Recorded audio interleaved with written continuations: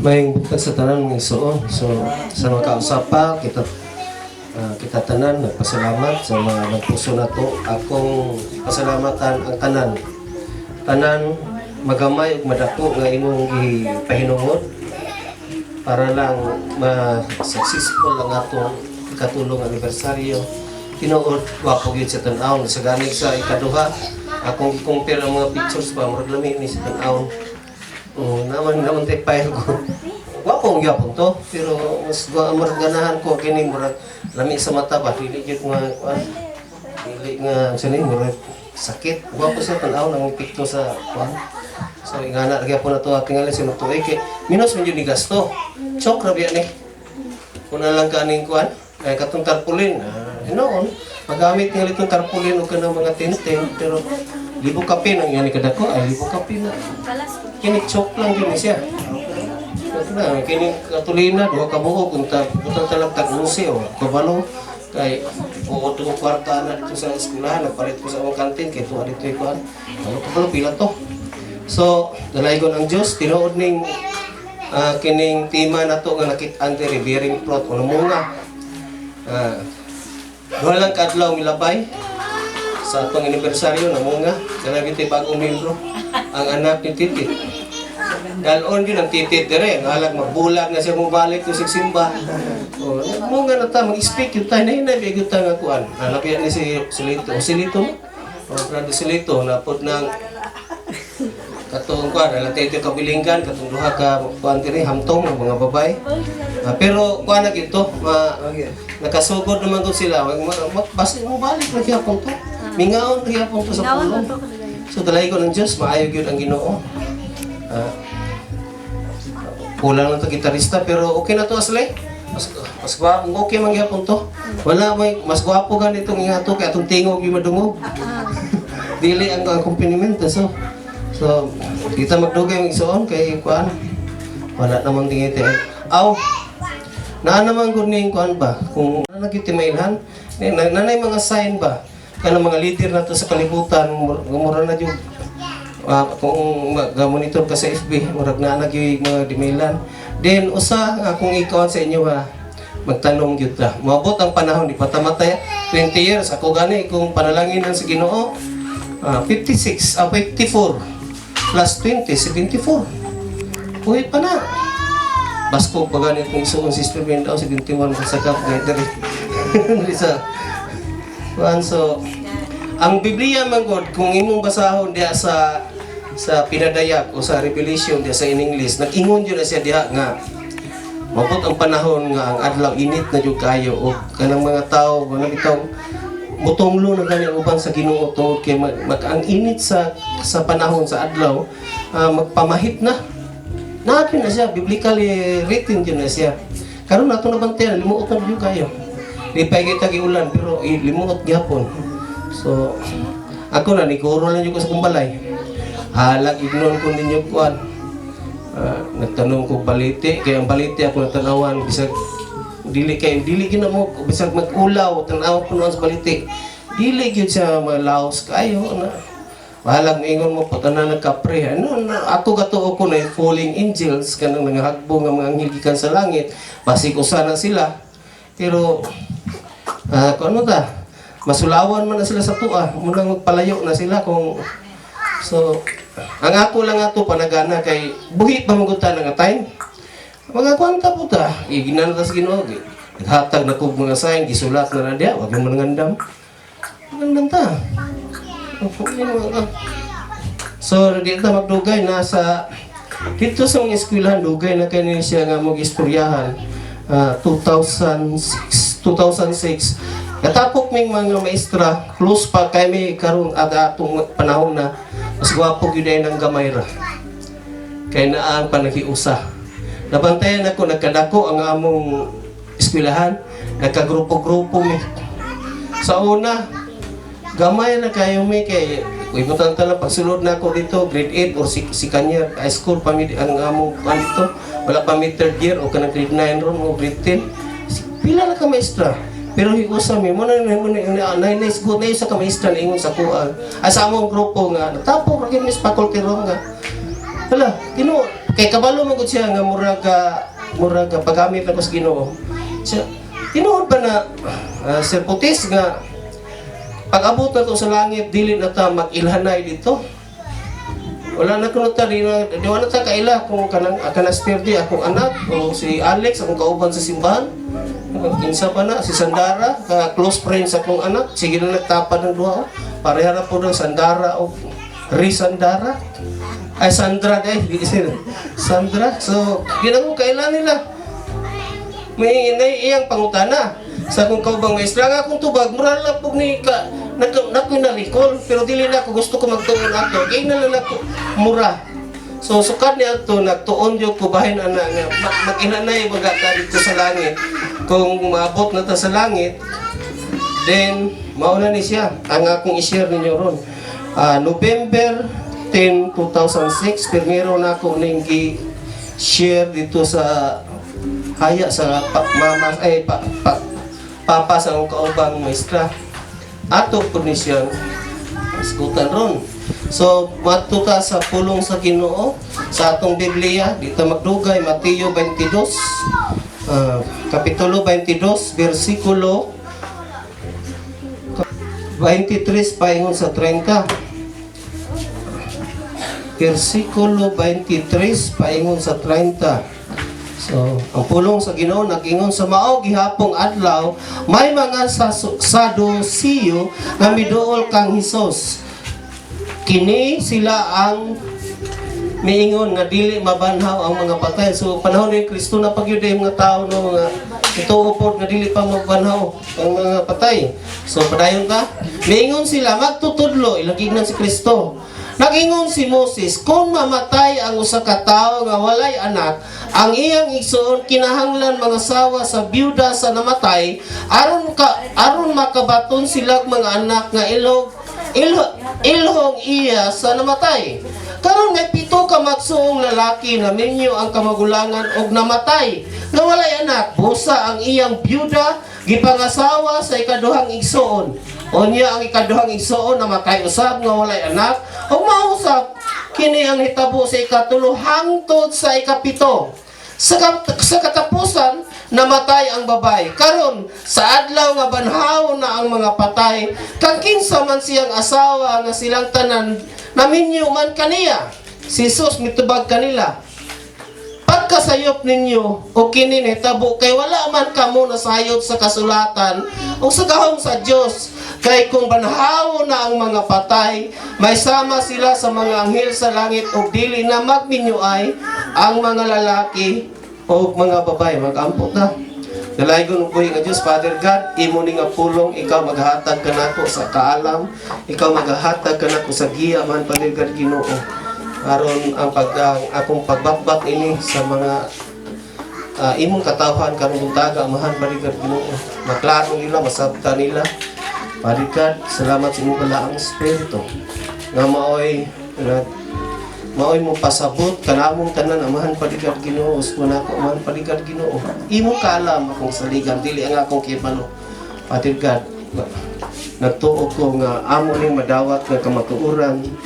Salamat kay mahisgutan namo may bal-an namo unsa jud angatan kanamong tanan sa dihang tuan nami sa langit amahan. Kung imo naming kuhaon, salamat kayo. O salamat sa linawon nga panahon, medyo bugnaw nga panahon. Salamat sa Father God, Ginoo. Sa pagpalibot aning tibuok, abos luton, sa imong mga anghel para ang yawa, dili kilabot ka namo. Imong pulong, among paminaw, mahimaya ka, amahan, Father God, Ginoo. Tinitanan, akong ipasalamat lamang, pinaagi sa bugtong anak sa Kristo, among Ginoo luwas. Amen. That same day the Sadducees, who say there is no resurrection, came to him with a question. Teacher, they said, Moses told us that if a man dies without having children, his brother must marry the widow and raise up offspring for him. Now there were 7 brothers among us. The first one married and died, and since he had no children, he left his wife to his brother. The same thing happened to the second and third brother, right on down to the 7th. Finally, the woman died. Now then, at the resurrection, whose wife will she be of the 7, since all of them were married to her?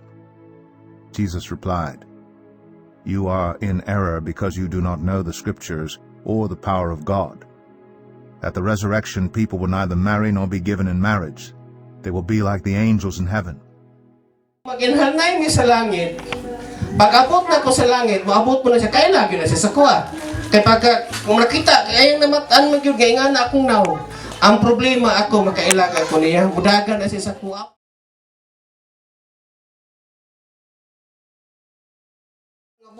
Dugay na ko ni undang o. Dugay na ko ni undang o kining o sani. Inom. Kaya na lagi unang sa kalibog. Pero sa una, bago pa kong Kristohano, nagainom gyapon ko. Muadto ko nilang 30. Kita na ko, kay katong graduation ball nila, magtanaw ko kay ate gipaningot kanig mayo sinayaw dito. Naku ingana ko kiatan sa una. Karon di na po ko kuan, mura bitaw ka. Ako lang po na siyang dili yun natin stricto mayo kay kinahanglan magian jud niya na og iyang ma-compare kay na-compare na ko ron mas ganahan jud ko sa karon nga kinabuhi. Kana lang Facebook.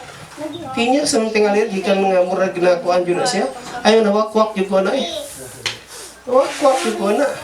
Og ako yung tan-aw pila ni likes sa akong post. Gusto yung taon. La karon kay sa una like naman na karon kay napili love. Kay heart diha oh. Napagyud tay murag nakuratan niya pa. Kay napagyud tay nakila. Muna kaya, muna akong istorya sa inyo isuon.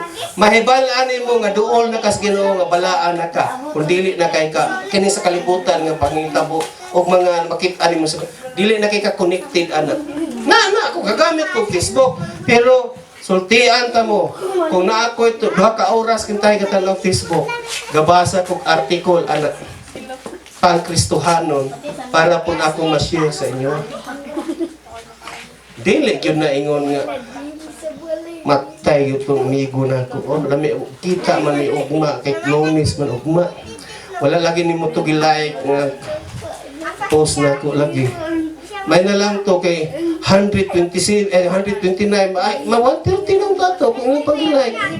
Mo na'y utok sa mga tao na apas kalibutan. Hindi na mo makakatuna na. Pero dili mo lagi na kung ingon sa inyo, process. Padayon lang yun sa Ginoo, hinahinayon tinay ko sa labi na kung katuhon ka sa pulong sa Ginoo. Huwag laminaw ka sa pulong sa Ginoo. Mausap, yung matingala yung kagalay na ko. Ang imo panglantaw na, gusto nimo mahimaya ang Ginoo. Gusto na nimo mabalik ang Ginoo kay lami na ang bagong kalibutan, ang bagong langit.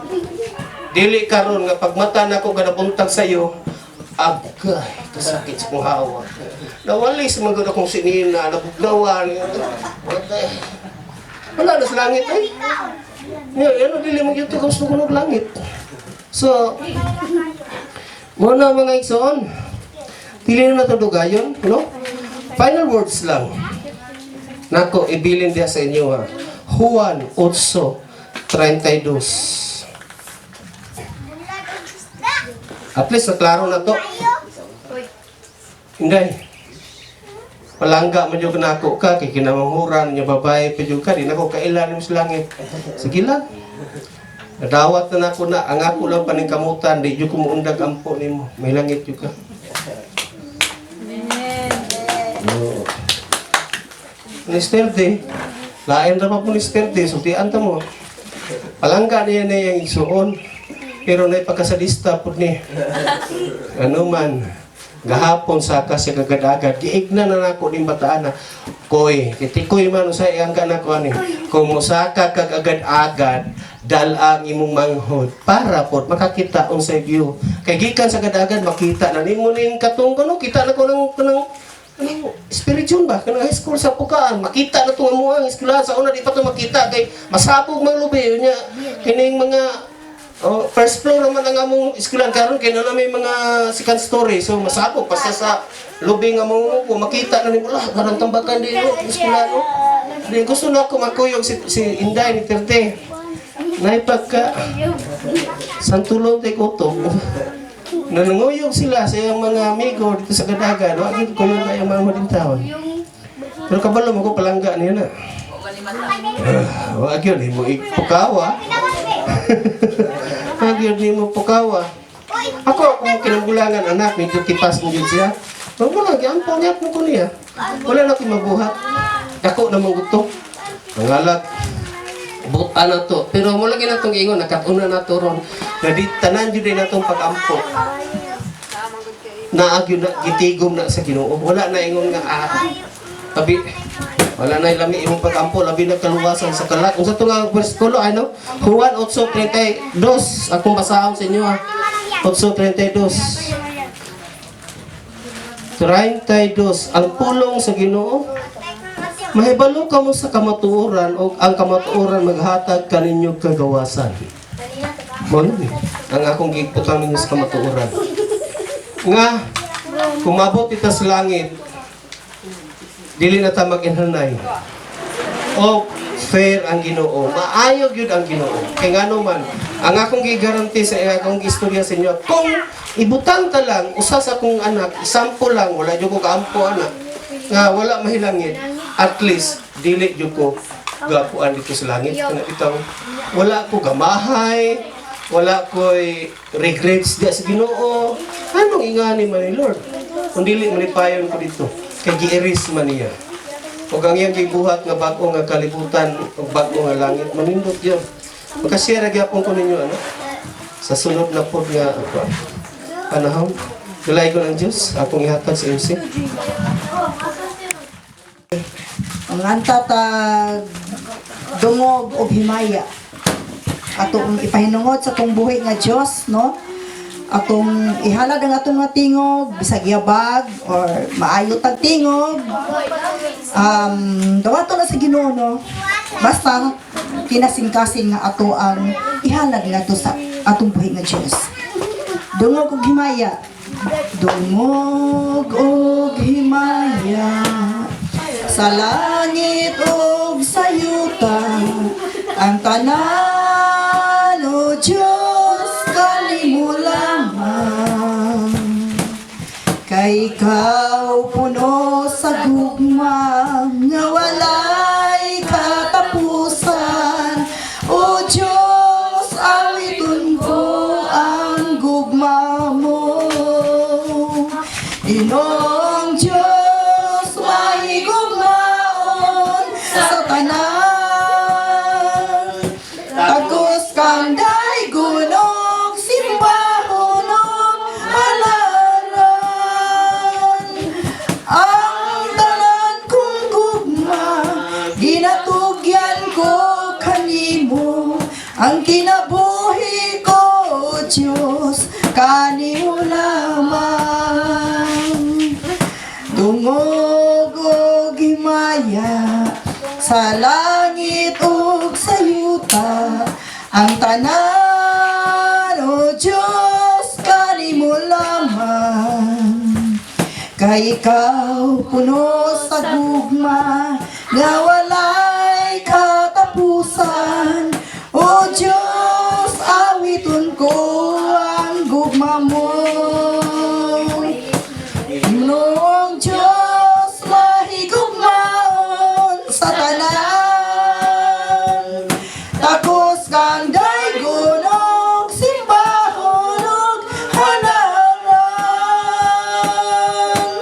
Ang tanan kong gugma ginatugyan ko kanimo, ang kinabuhi ko Diyos kanimo lamang. Ang kinabuhi ko Diyos kanimo lamang. Salay ko, buhi nga Ginoo, salamat aning okasyon, salamat aning tutuon, salamat kay nakasimba mi kanimo, pinaagi sa among mga awit, pinaagi sa among mga halad, pinaagi sa pagpaminaw sinuwi, matinud-anon ka Ginoo. Ikaw ang Ginoo nga imong giandam na kung maabot na mi sa langit ang imong gaandam ka namo, Father God, kining malipay gyud ni walay paghilak kung sa man padigat Ginoo sa among nakatunan karon nga dili na may magilhanay sa among mga kinsa man ang among mga igsuon diri sa kalibutan. Fair na Father God, kay dili gyud garantiya nga isa ka binuhat kung matinud-anon siya ang tibuok ng pamilya magdala diha sa langit. Kanya-kanya ang kaluwasan. Nagtuo kaya na ko sa salamat kayo ang imo lang yung pulong ko nag-ingon na wala gyud pag-ampo na masayang ang tanan nga pag-ampo namo naagyo sa langit. Imo yun ang naagyo na isulanan dito. Salamat kay ana. Kay gidungog yun nimo nga among pag-ampo, especially kalawasan sa among mga eskwela. Nakatuon mo imo nang tubag og sa wala na migalis kalibutan. Salamat kay Padre ka, matinud-anon ka kining tanan amahan. Akong pasalamat lamang nga bisubok ko na sa Kristo. Kasi si Kristo among ginomluwas. Amen. May to. Amen.